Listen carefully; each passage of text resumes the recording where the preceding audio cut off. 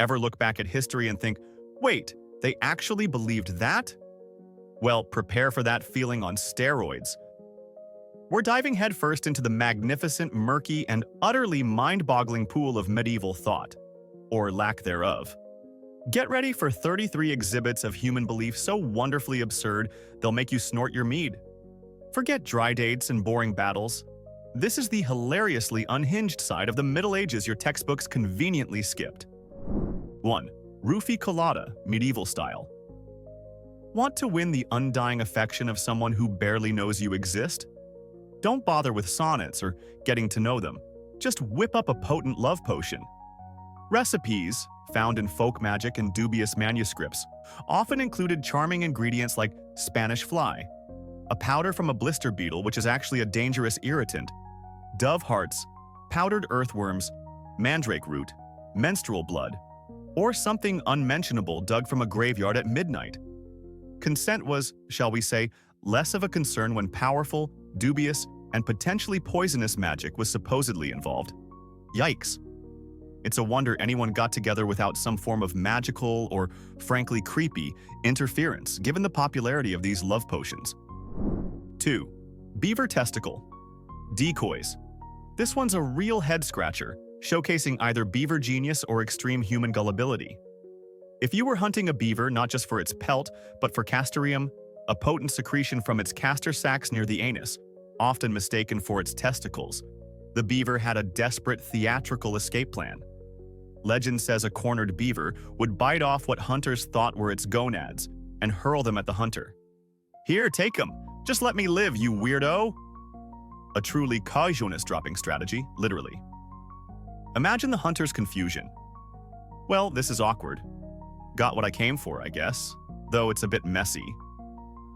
The beaver's sheer panic to avoid becoming medieval perfume or medicine is something else, and castoreum was valuable, used for perfumes and to treat everything from headaches to epilepsy. Maybe the beaver just knew its bits were hot commodities. 3. The toothworm rave. Got a throbbing toothache? A nasty cavity?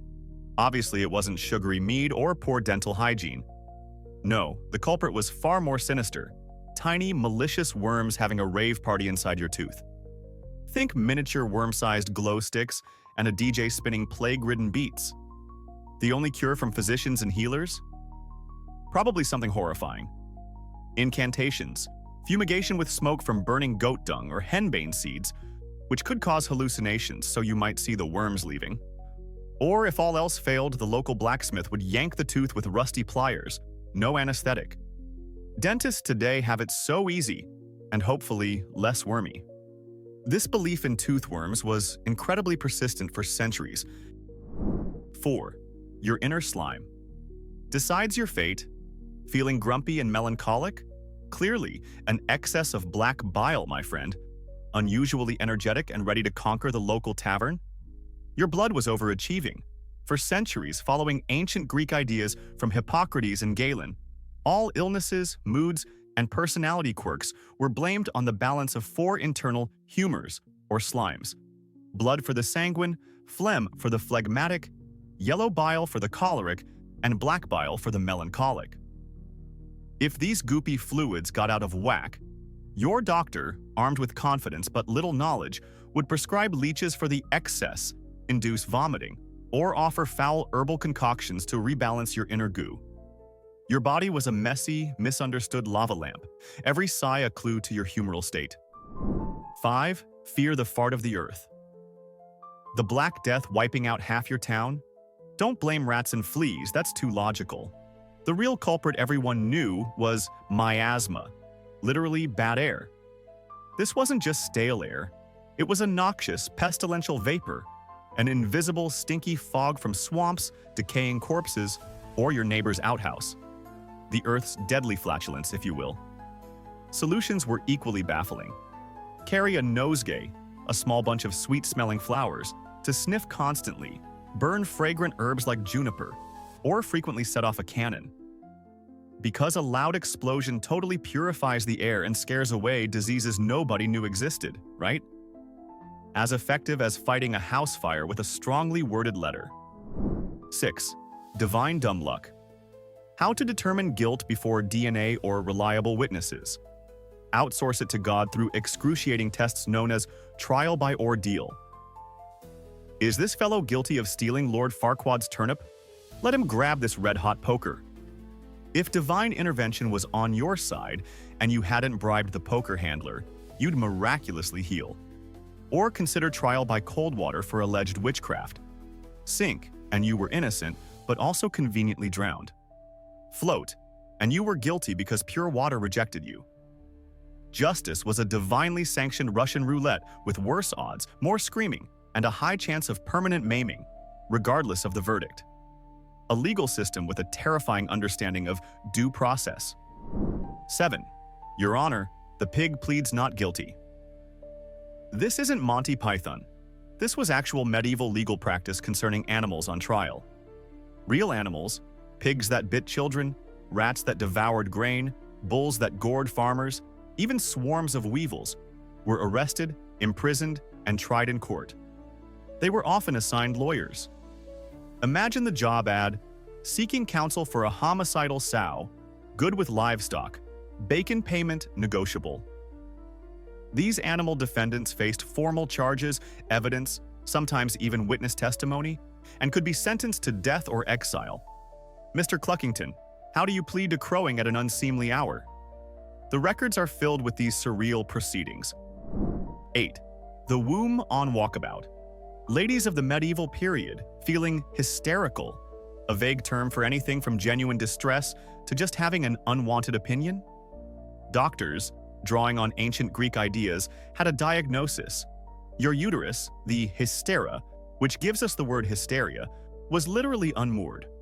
It was gallivanting inside you like a tourist without a map, bumping into organs, causing breathlessness or emotional chaos. Oh, that faintness? Just my womb having a dramatic Tuesday, checking on my lungs. Treatment involved luring the errant womb back with pleasant smells applied to the nether regions, or scaring it downwards with foul odors held to the nose. Internal organ herding via aromatherapy. 9. Cosmic drama. Queens, a fiery comet blazing across the night sky. Not a cool astronomical event, especially since telescopes hadn't been invented yet. Oh no, that was God's angry text message, a divine portent of plagues, kingly deaths, famine, or general doom. The universe was a total drama queen, foreshadowing disaster to remind humanity of its precariousness. Every celestial anomaly, like a solar eclipse or meteor shower, was a reason to panic, point fingers, pray, and blame someone for upsetting the cosmic balance. Good times indeed when comets were omens of such magnitude. 10. The shrieking salad. Ingredient: mandrake roots prized for their human-like shape, often resembling a little man or woman, and supposed magical properties, came with a terrifying harvesting hazard. They would supposedly let out a blood-curdling scream when pulled from the earth, a shriek so powerful it would instantly kill anyone who heard it. The clever, though decidedly cruel to canines, solution involved tying a rope from the mandrake to a dog, preferably one you weren't too fond of.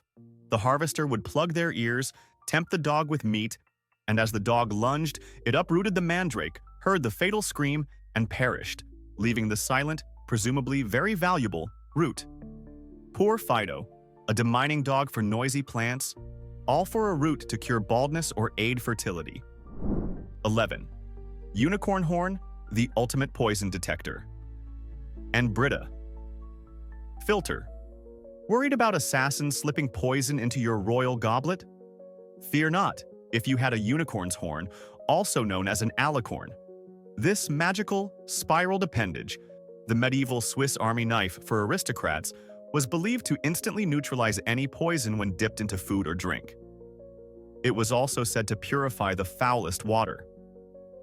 Finding an actual unicorn horn was tricky, given unicorns are elusive and, well, don't actually exist biologically. Most alicorns on wealthy tables were narwhal tusks, imported at exorbitant prices from the Arctic by chuckling merchants. The placebo effect must have been working overtime with these prized unicorn horns. 12. Their wolf, their castle. Forget the brooding, handsome werewolves of modern romance novels. In the Middle Ages, People genuinely, terrifyingly believed in lycanthropy as a horrific, demonic reality. These weren't angsty anti-heroes. These were demon-infested, sheep-murdering, village-terrorizing horrors, often former humans who had made pacts with the devil or were cursed. If you were accused of being a werewolf, perhaps due to extreme hairiness, antisocial behavior, living alone in the woods, or simply being unpopular, things rarely ended well. Trials often involved torture to extract a confession. As the full moon approached, you'd better lock up everyone and everything, especially if you'd recently argued with someone influential. The fear was palpable, the punishment severe, and the belief in these man-beasts absolutely unshakable. It was a world where shadows held very real teeth. 13. Demonic booty calls. Woke up tired, violated, with unexplained dread, or experiencing what we now understand as sleep paralysis. That terrifying sensation of being awake but unable to move. In the Middle Ages, the diagnosis was clear.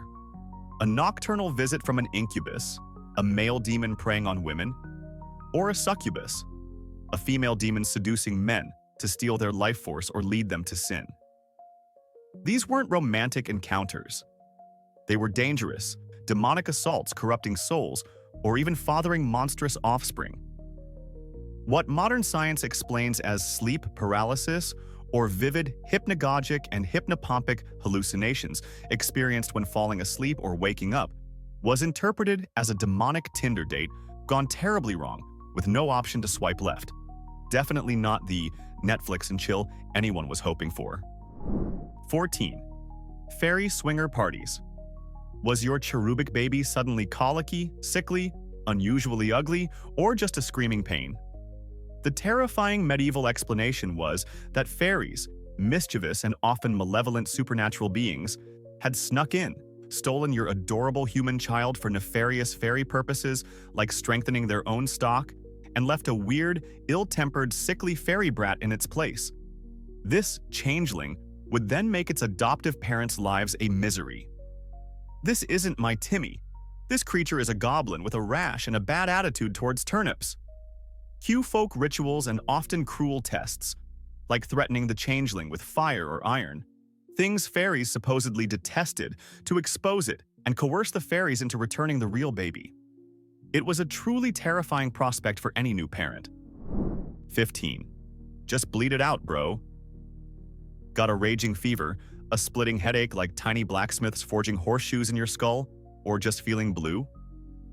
The medieval physician, barber surgeon, or wise woman almost invariably prescribed leeches. Or, for more drastic measures, a good old-fashioned bloodletting with a sharp lancet.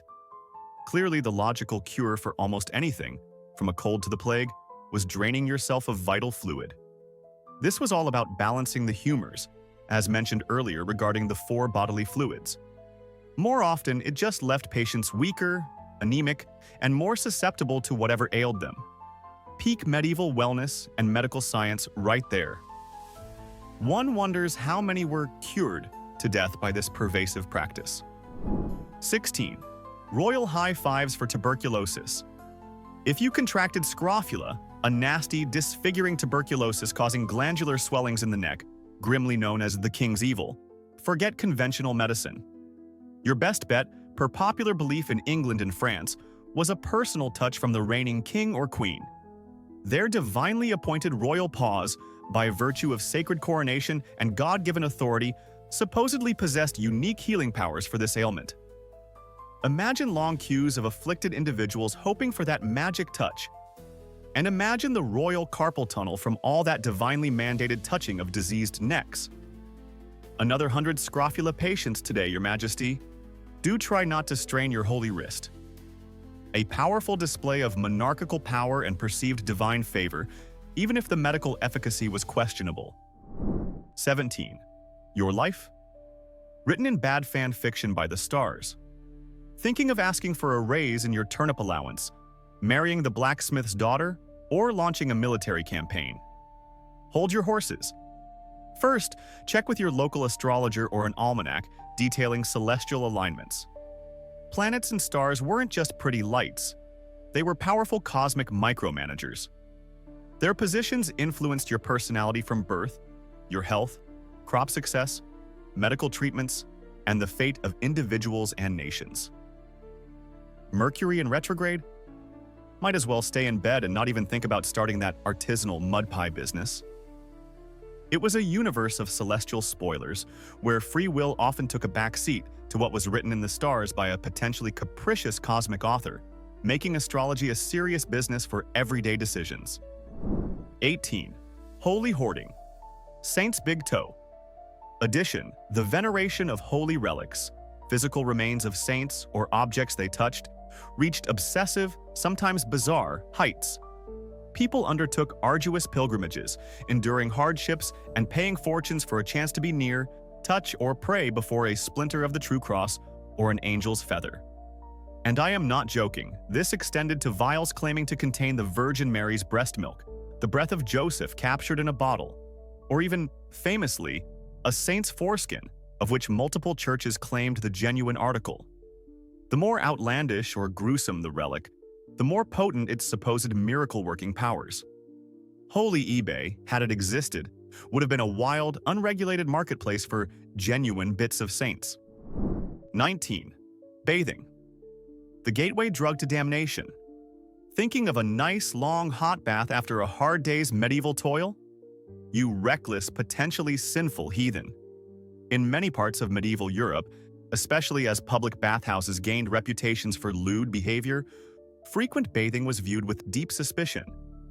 It was widely believed that submerging in water, especially hot water, opened the skin's pores, making you vulnerable to disease-carrying miasmas, as we talked about with bad air, allowing pestilence to seep in. Excessive cleanliness could be seen as sinful vanity. So, people often stank, proudly. Good personal hygiene was out. Smelling like you'd wrestled a goat and marinated in sweat for a week was practically a sign of piety or a sensible precaution against illness. 20. The devil made me do it and gave me gout. That splitting headache feeling like a tiny demon using your brain as a trampoline? Definitely a demon. A sudden, inexplicable illness with fever and chills? Almost certainly a demon or a whole gang partying in your vital organs. A mental breakdown?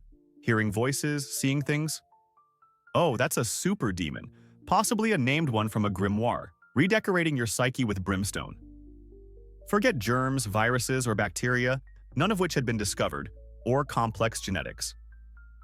Any ailment not obviously a broken bone or sword wound was likely attributed to tiny, invisible fiends poking you with tiny, invisible pitchforks, or a larger demon trying to possess you. Exorcism was often seen as more viable than actual medicine. 21. Let's talk about a substance considered so magically potent in the Middle Ages. It could supposedly do everything from win you a lover to ruin a good batch of wine: menstrual blood. Yes, this natural bodily fluid was seen as a powerhouse of supernatural juju. A few drops in a potion could ensnare the object of your affection. Sprinkled on fields, it might boost the harvest.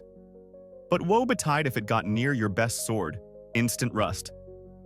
It was said to curdle milk, dull mirrors, kill bees, and even drive dogs mad or ward off hailstorms. A truly versatile, if somewhat messy, magical ingredient that was both revered and feared. Handle with care, folks. 22. Think naughty, get spotty. Coveting your neighbor's prize-winning pig a bit too hard? Bam! Expect a sudden outbreak of boils or a nasty rash as divine retribution. Lusted after the comely barmaid with too much enthusiasm, even if you never acted on it? Enjoy your new inexplicable egg or a run of bad luck at dice. The prevailing belief, heavily reinforced by the church, was that harboring sinful thoughts like covetousness, envy, or lust, or even excessive pride in your turnip-growing skills could directly lead to physical illness, accidents, or misfortune as divine punishment. God, or a committee of judgmental angels, was apparently listening to your internal monologue, keeping a tally of transgressions and grading you harshly.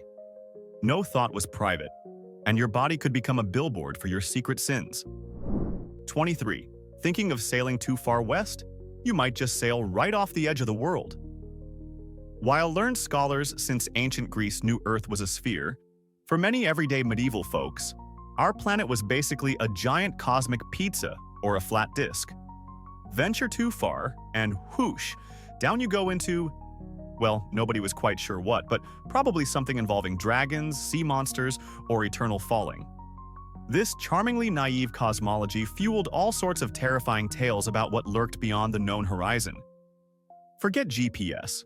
Medieval sailors probably needed a really good "don't fall off the earth" insurance policy. It certainly made long-distance travel a bit more existentially terrifying. 24. Don't start that project. It's Thursday the bad. Forget just Friday the 13th.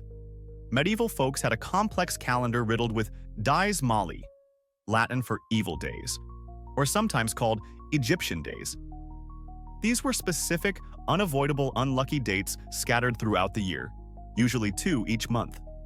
Starting a journey, getting married, launching a dung-powered cart venture, planting crops, taking medicine, being bled, or even cutting your hair on these ill-omened days was asking for spectacular failure or disaster. Your medieval Outlook calendar, if it existed, would have many "do not book anything ever" entries, with dire warnings passed down generations. It must have made planning anything a logistical nightmare, constantly dodging these cosmically cursed days. 25. The amphibious alarm system. Worried about treacherous rivals slipping poison into your wine or lumpy porridge? Just wear your trusty toadstone. This magical gem, a type of buffonite, was supposedly found inside a toad's head. In reality, they were usually fossilized palatal teeth of prehistoric fish. But let's not spoil the mystique. It would allegedly sweat, change color, feel warm, or even shatter if poison was nearby, especially if the wearer was about to ingest it. Better than a human food taster, more reliable than a canary for airborne toxins in your mead, and way more stylish as a medieval fashion accessory, often set into a ring. Who needs chemical analysis when you have toad-related bling with built-in security features? 26. Grave robbing for toothaches. Got a raging, unbearable toothache, making you want to bash your head against a wall? A simple, if grim and morally questionable solution was to acquire, often foully, and carry a tooth plucked directly from a human corpse. According to folk wisdom, the lingering ghost or spiritual essence of the tooth's previous owner would somehow scare away the mischievous toothworm we mentioned earlier, or the evil spirit causing your dental agony. Medieval dental hygiene, or lack thereof, led to some truly metal and macabre remedies.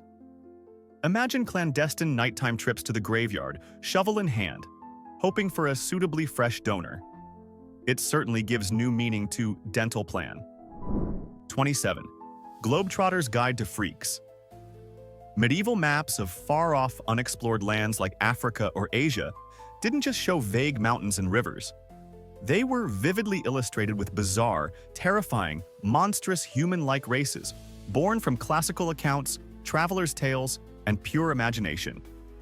We're talking about the Blemier, headless men with faces on their chests, the Cyopods, men with a single, enormous foot used as an umbrella, one-eyed cyclopes, dog-headed cynocephali, and men with ears so large they could sleep in them. Marco Polo must have had wild stories, or a very creative editor embellishing his accounts for maximum shock value about these monstrous races supposedly populating the edges of the known world. 28. Yawn. Portal to hell. Feeling that irresistible urge to yawn? That involuntary wide-mouthed jaw stretch? You'd better clamp your hand over your mouth, quick, and maybe mutter a prayer. An open, unguarded yawn, popular superstition claimed, was like flinging open your soul's fortress gate with a flashing neon vacancy sign for demons and evil spirits to waltz right in. This is widely believed to be an origin of covering one's mouth when yawning and making the sign of the cross afterwards. A spiritual bouncer to ensure no uninvited supernatural squatters moved into your prime spiritual real estate and started messing with the furniture. It added a whole new anxiety to feeling sleepy in public. 29. Bless you or your soul flies out. Achoo! That sudden, forceful, noisy expulsion of air? Quick, someone nearby must immediately say, "God bless you." This wasn't just politeness. In medieval times and stretching back to antiquity, there was genuine fear that a hearty sneeze could literally expel your soul from your body, leaving you an empty husk or vulnerable to demonic entry in that brief spiritual absence. The blessing was a crucial verbal intervention, a sort of spiritual Velcro or emergency tether, to keep your precious essence attached and prevent it from floating off or being snatched by a passing, opportunistic demon. No pressure, sneezer, just try not to lose your soul with that cold. 30. Gingers. Secretly evil, born with fiery red hair, or even a hint of strawberry blonde? Sorry, pal, in the Middle Ages this often meant automatic suspicion and prejudice. Red hair was frequently, unfairly associated with negative traits and figures. It was linked to Judas Iscariot, often depicted in art with red hair symbolizing betrayal. Witchcraft, as red-headed women were stereotypically more likely to be accused. A generally fiery, untrustworthy temperament, and sometimes even vampirism or consorting with fairies or demons. A tough break for the medieval Ron Weasleys. Just being born with a certain hair color could mark you for social ostracization and baseless accusations. A genetically predetermined bad hair day with serious consequences. 31. Got a headache? Find a plant that looks like a brain. Liver problems? There's probably an herb shaped like a liver just for you. This was the doctrine of signatures, a widespread medieval belief that God cleverly designed nature like a giant, color-coded medicine cabinet. Plants and minerals that resembled human organs or ailments were thought to be divine clues for their medicinal use. Yellow flowers for jaundice, walnuts for brain issues, because they look like tiny brains. Lungwort for lung diseases. It was like nature was playing a perpetual game of Pictionary with your health. This root looks suspiciously like a diseased spleen. Jackpot. 32. Let's MapQuest Paradise. The Garden of Eden, that idyllic paradise from Genesis, wasn't just metaphorical for many medieval thinkers and mapmakers. It was a real, physical, geographically locatable place you could theoretically find, usually somewhere vaguely in the Far East. Elaborate medieval mappamundi, which were maps of the world, often depicted Eden, sometimes surrounded by a wall of fire or impenetrable mountains. Imagine pilgrims planning an expedition. Okay, team, past the dragon-infested mountains of Gog and Magog, left at the land of the dog-headed men, avoid the gold-digging griffins, and Eden, with the fountain of youth, should be just beyond, if we don't get eaten first. Adventure travel, medieval style, with truly biblical stakes. 33. Mice from dirty knickers. Where do babies come from? Storks, obviously, if you believed charming folklore. But mice? Why, from a pile of dirty rags, cheese rinds, and wheat left in a dark corner, naturally. Maggots just poofed into existence from rotting meat, like tiny meaty miracles. Flies from morning dew. Eels from horsehairs in water. For a surprisingly long time, from antiquity until experiments by Ruycolada and Pasteur in the 17th and 19th centuries, people genuinely believed in spontaneous generation. This was the idea that complex creatures could simply erupt, fully formed, from inanimate or decaying gunk, no parents or eggs needed. Who needs biology when old laundry can birth a rodent family? It's simplified pest control. Just keep your knickers cleaner. So there you have it. A whirlwind tour of medieval minds gone wonderfully haywire. Makes our times seem almost normal, right? But ponder this. What current beliefs of ours will make future folks absolutely lose their minds laughing? Drop your wildest theories in the comments. Let's get controversial. And hey, if your brain feels pleasantly scrambled, smash that like button and subscribe for more historical absurdities.